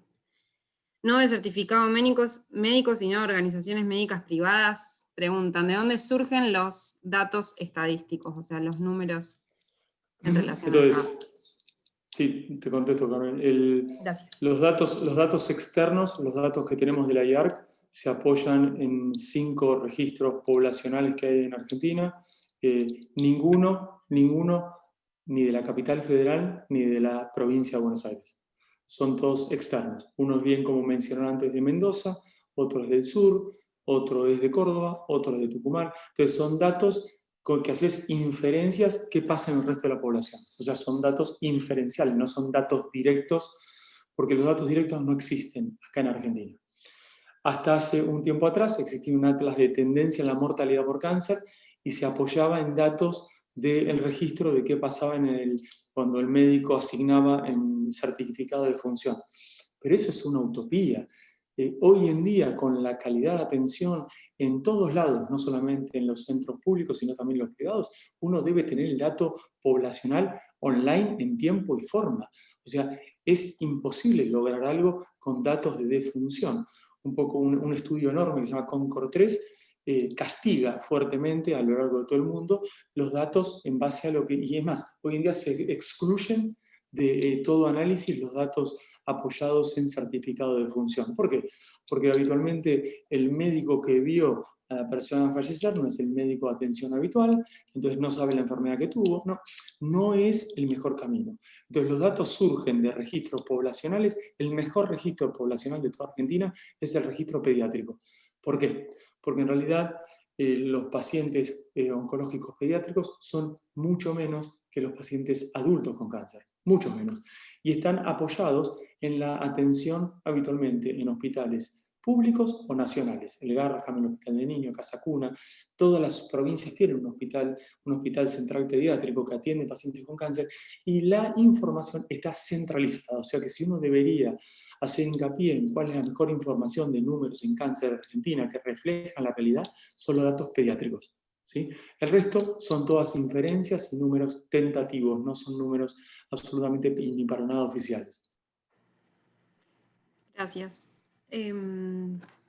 Vanina Reina comenta que por experiencia propia los hospitales públicos no están dando turnos para controles y tampoco en Capital está sucediendo. ¿Qué se puede hacer en esos casos? ¿A dónde se puede recurrir? ¿Para mí? ¿La pregunta? Para el que sepa, no, Marisa. Es una exigencia, sí te lo puedo contar a Marisa, pero es una necesidad absoluta de tener el paciente que necesita control, ya sea por un nodulito que se tocó o algo que sospecha, etcétera, tiene que tener su control. Y creo yo que a 7 meses ya de instaurado por lo menos todos los planes de contingencia que hay para con la circulación viral en el coronavirus, ya la mayoría de los centros sanitarios, yo no solamente trabajo en un centro privado, sino también trabajo en un hospital público en la provincia de Misiones, y la atención es para todos, ¿sí? Es absolutamente para todos, y no hay privilegios, no hay ninguna distinción de nada.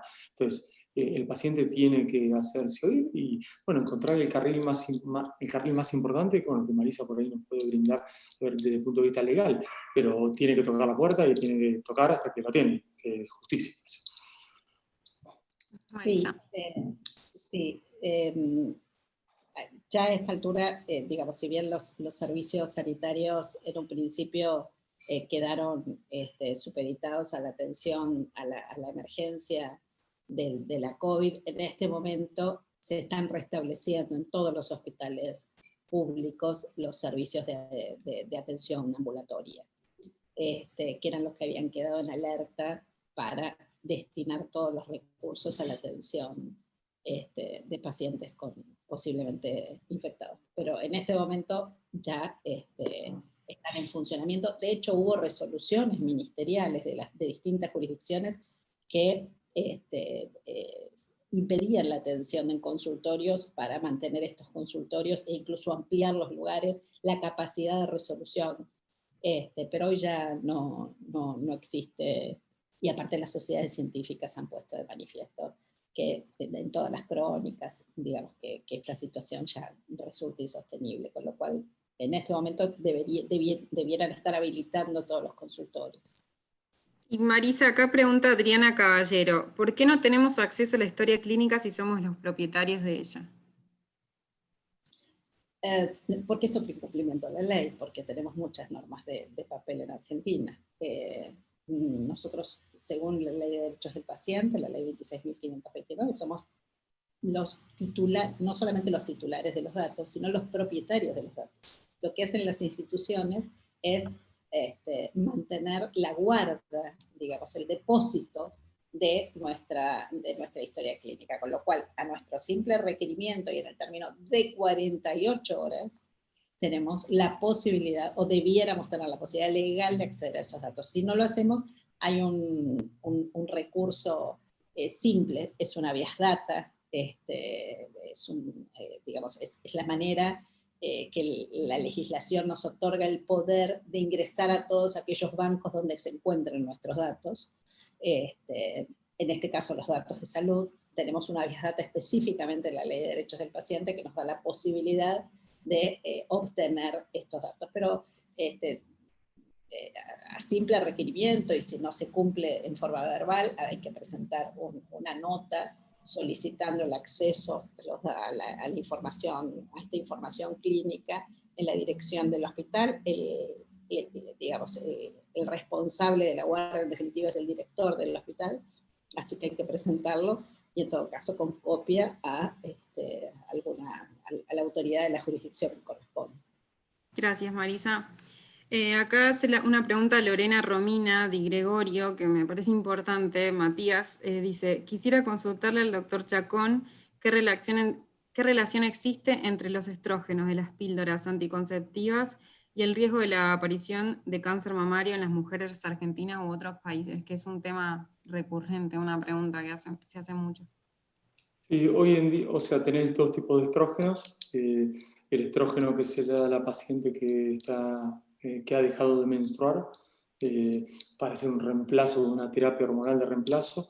En general eso está desaconsejado porque la dosis de estrógeno que necesitas es alta y facilita y aumenta el riesgo de cáncer de mama.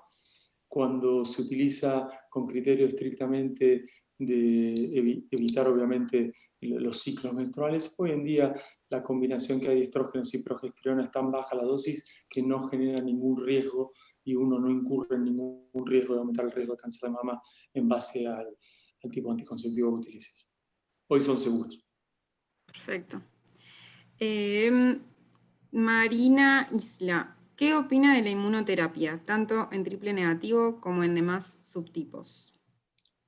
Bueno, eso es lo que hablé un poco de la inmunoterapia, pero eso ya es ir a realmente un carril claramente distinto, porque está aprobada básicamente para pacientes que son triple negativos, no tienen expresión de receptores hormonales ni HER2, y para pacientes con metástasis, que hoy en día es una situación, si bien uno puede decir de incurabilidad, pero claramente uno puede cronificar esa situación cuando la mujer desarrolla metástasis de su cáncer de mama, y las herramientas cada vez son mayores.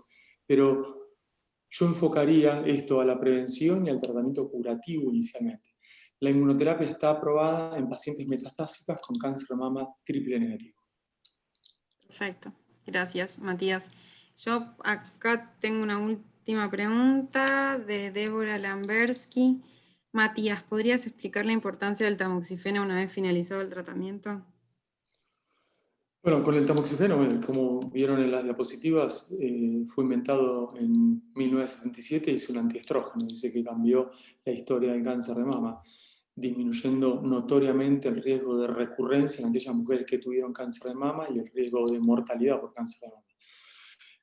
Durante muchos años se trató de ver cuántos años de tamoxifeno tenían que tomar las pacientes, y en ese interín aparecieron otras drogas que se llaman inhibidores de aromatasa, con las cuales uno trata habitualmente de hacer entre 5 y 10 años de tratamiento hormonal una vez que la paciente fue tratada de su cáncer de mama.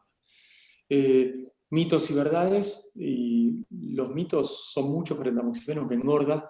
La pastilla sigue teniendo un tamaño así, desde 20 miligramos no engorda, lo que sí hace que la mujer se sienta un poquito más y ansiosa y te lleva a comer más. Con ejercicio se maneja. Con ejercicio lo nivelás tranquilamente, y bajando la ansiedad también lo nivelás. Así que el tamoxifeno per se, todos te dicen, lo discutimos con todas las pacientes hace más de 25 años. Eso. Y lo importante también es que trae efectos colaterales que hay que cuidar a la gente que todavía está menstruando, porque la lleva a la mujer en un estado de menopausia, por lo tanto hay que cuidar los huesos, a diferencia de la paciente que ya dejó de menstruar, que esas pacientes el tamoxifeno le va a mejorar la salud ósea. También hay un aumento de la incidencia de cáncer de endometrio, que yo te diría que es anecdótico, pero cuando a uno le toca, deja de ser una anécdota. Así que si bien el beneficio que hay contra el cáncer de mama es altísimo, tiene algunos riesgos, así como de cáncer de endometrio, como también de trombosis, que si bien también es minoritario, uno lo debe tener en cuenta y debe aconsejar a los pacientes. Pero el tamoxifeno cambió la historia del cáncer de mama, fue el pie inicial en la hormonoterapia en cáncer de mama. Gracias, Matías. Y perdón, pero me queda una pregunta que me mandó María Elena Storani, que es médica, endocrinóloga, que es mi tía también, y me manda y me pregunta, que te pregunte sobre los chips hormonales que tanto se están usando. ¿Qué Entonces, opinas? te voy a dar la misma contestación que con la vacuna del coronavirus. Necesitas un poquito más de tiempo para realmente, para el coronavirus lo necesitamos ya para poder salir de esta situación y que el país vuelva a trabajar normalmente, que la gente vuelva a insertarse laboralmente, que todos tengan el lugar que se han ganado cada uno en su sitio, de su puesto de trabajo, para generar mejores campañas de prevención, mejor salud, mejor legislación, mucho mejor todo. Entonces, la vacuna del coronavirus, probablemente yo te dé un visto bueno si tenés alguna sugerencia de aprobarla rápidamente, aún sin resultados a largo plazo.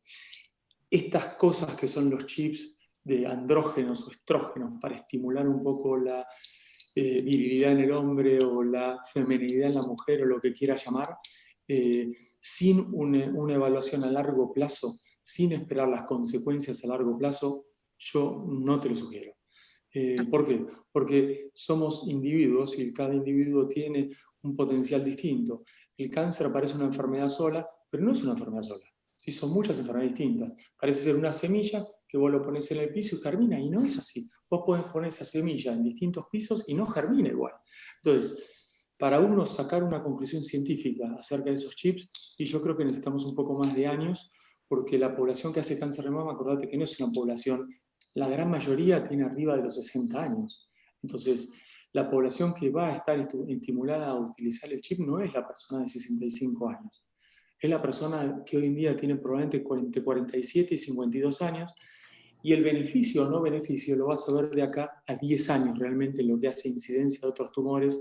Así que, por lo tanto, la sugerencia es, si hay historia familiar de cáncer de mama, desde ya te digo que no.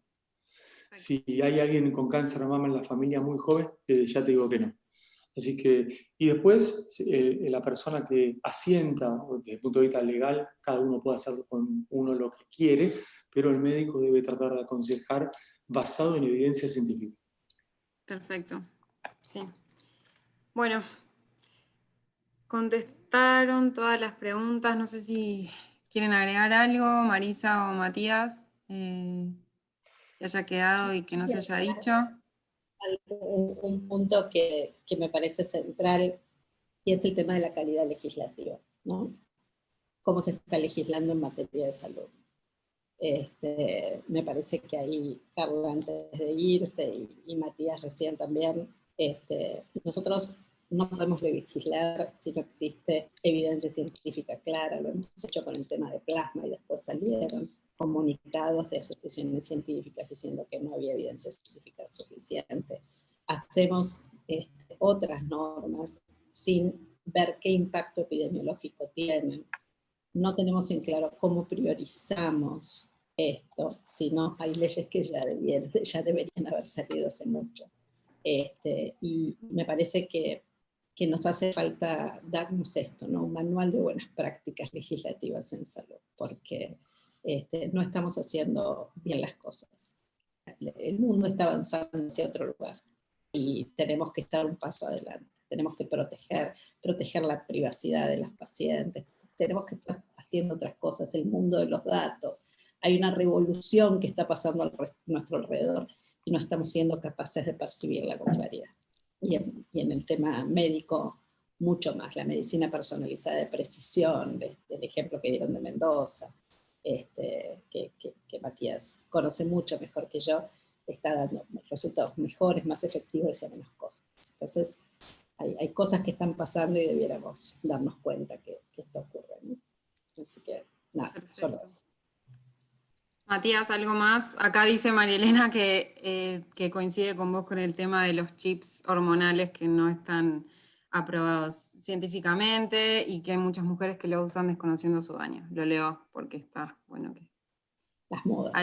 ¿Algo más que agregar? No, a mí me Matías. parece, no, coincido con Marisa que si no hay realmente, si el sistema sigue fragmentado, no solamente en lo que hace a lo legislativo, sino a la cooperación entre lo que es los gobiernos. Básicamente, si pasa uno, pasa el otro, si no hay una coordinación en el paso, toda la tarea se pierde. Elaboramos durante casi 3 años y medio un plan. Fíjate, Carmen, lo que te voy a mencionar es en la Universidad de Buenos Aires, la cual yo fui partícipe, no solamente en la UBA como médico, sino también en el Nacional de Buenos Aires, en mi colegio secundario. La Facultad de Medicina no tiene oncología como materia dentro de la carrera de pregrado. No existe oncología. Y es la segunda causa de muerte, ¿sí?, en la población argentina y mundial. No existe. O sea, no existe la carrera, o sea, no existe oncología como una entidad distinta que los chicos aprendan en su carrera de pregrado de oncología. Entonces, de ahí hasta el rango de especialización, tenemos un montón de fragmentos que están completamente desunidos. Y qué responsabilidad nuestra. Y me parece que, bueno, cada uno, yo era muy chiquito cuando empecé en esto y ya estoy grande, ya pasé por ser presidente de la sociedad científica y no lo pudimos coordinar o armar o articular o aceitar o generar un flujo apropiado. Porque estamos separados, somos fragmentados. Entonces, me parece que, es más, ponían como ejemplo a Mendoza. Mendoza es un ejemplo en registro, pero se trató de implementar una política de colonoscopías y se trató de tamizar a ver qué porcentaje de la población se hacía colonoscopías en forma correcta a través del Plan Nacional de Control del Cáncer. ¿Saben qué porcentaje de la población se hacía colonoscopía como correspondía o sangre oculta materia fecal en la provincia de Mendoza, que era la elegida? 3%. 3%. O sea, que solamente el 3% hacía un tamizaje correcto, ¿sí?, para prevención de cáncer de colon. Y el cáncer de colon es mucho más fácil de prevenir que el cáncer de mama. Porque el cáncer de mama, cuando lo ves en la mamografía, ya el tumor de mama está. El cáncer de colon, no existe la aparición espontánea de un cáncer de colon. Es un pólipo y ese pólipo crece y después se hace cáncer. Y tarda entre 1 a 5 años. Entonces, la ventana de oportunidad que te da una colonoscopía no te la da la mamografía. Entonces, si la mejor provincia, desde el punto de vista de números, nos falla en las políticas de prevención, es que probablemente tengan buenos números, pero realmente no están alineados con la política de prevención. Y me parece que si seguimos fragmentados vamos a seguir así un montón de años más y vamos a seguir pasando y vamos a seguir narrando y no va a haber realmente un beneficio para la población como decimos o como lo hacemos cotidianamente. Decimos que tenemos un buen país con muy buenos recursos, con gente inteligente, pero tenemos que lograr, y Marisa, en eso vos también podés acompañar un poco esta generación, la denuncia del paciente con cáncer, porque eso también se ha llevado a distintas instancias en lo que hace a la normativa del Congreso, intenciones de grupos de pacientes. No, directamente que sea una política de Estado, así como el informar el coronavirus es una política de Estado, ¿sí?, porque en realidad es una enfermedad transmisible, compleja. Pero fíjate vos el número de casos. Se murieron 25.000 personas por coronavirus en Argentina, ¿sí? Y yo te diría que es un poco menos de la mitad de pacientes que se mueren por cáncer en Argentina en un año, que aproximadamente son 60.000. Entonces, si vamos a las curvas o número de mortalidad, deberíamos exigir tener un registro, no privado ni público, sino de todo, realmente un registro, una cooperación entre el ámbito público y privado, que lo único que hace es obedecer una norma, una regla que es para destinar los recursos de forma apropiada. Me parece que no hay otro secreto en política sanitaria, por lo menos en lo que hace a cáncer. En lo que hace a otras enfermedades que son más difíciles de incorporar, hipertensión, etc. Hay muchísimas campañas, pero el cáncer es un hecho concreto, donde los datos más duros son la mortalidad por cáncer. Entonces, tenemos que tener datos, tenemos que tratar de hacer una tarea cooperativa entre todos los que participamos del ambiente. Bueno, ahora sí, casi 2 horas de charla, así que los vamos a liberar a todos y a todas. Muchas gracias por participar, de vuelta a Cristina Guerreras Lobo, por el espacio que nos da desde la facultad, a Matías y a Marisa por estar, y a Carla que se tuvo que ir un toquecito antes, y a todos los que participaron, hicieron preguntas y nos escucharon. Muchas gracias, y bueno, nos vemos el año que viene. Gracias. No, antes. Obvio, es verdad, antes. Va a estar mucho más viejo. Seguro. Antes. Eso seguro. Gracias. Oh. Chao, doctor. Chao, Marisa. Gracias.